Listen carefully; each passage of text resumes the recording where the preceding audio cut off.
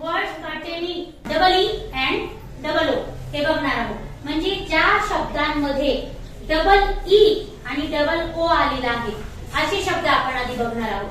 बघा, ज्या शब्दामध्ये डबल येतं की नाही तर त्या डबल ई साठी आपण दुसरी वेलांटी वापरायची. काय वापरायचं? दुसरी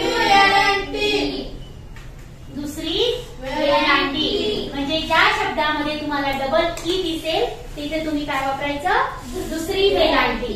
आता इकडे ज्या शब्दामध्ये डबल ओ दिसतं त्या वेळेला तिथे दुसरा उकार वापरायचा. काय वापरायचं? दुसरा उकार. डबल ओ असं तर काय वापरायचं? दुसरा उकार.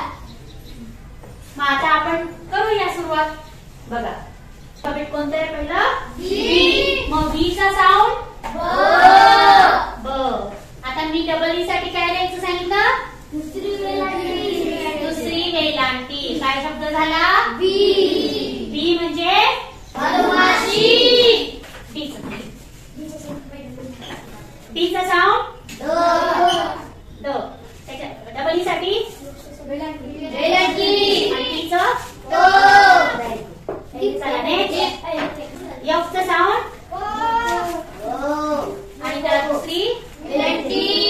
आणि डी चं ट. काय शब्द झाला? म्हणजे काय?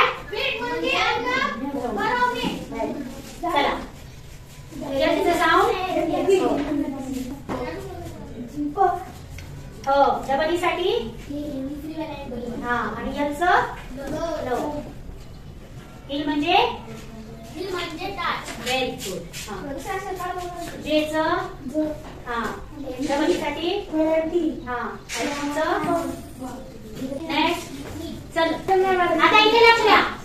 के एन डबल ई या अक्षरामध्ये के चा साऊंड हा सायलेंट आहे. एन चा साऊंड हा. आणि डबल ई साठी नी म्हणजे गुडघा. चला खाली बसा दोन. हा. के चं क. आणि डबल ई साठी आणि टी चं क. किप म्हणजे डबल हा. आणि टी चं काय शब्द झाला? मी.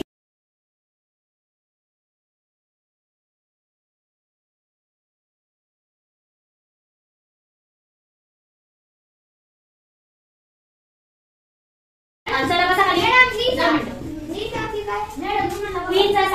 क्वीन म्हणजे राणी. आता बघा, आताच आपण बघितलं की डबल ओ साठी काय घ्यायचं रे? दुसरा उकार. मग आता बघा, मी पहिला शब्द करून दाखवते. बी चं आणि डबल ओ साठी आणि के चं बुक. काय शब्द झाला? बुक म्हणजे पुस्तक. चला सी चं सी चं आणि परत डबल ओ चा उकार आणि परत के चं क. बुक म्हणजे व्हेरी गुड. कसा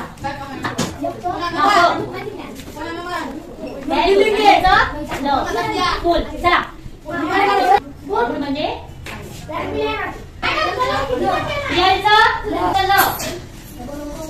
आणि क चं लूक म्हणजे पाणी. हा. आणि मून म्हणजे न चौकार. आणि नून म्हणजे दुपार. आज र हा त्याला उकार. आणि रूप म्हणजे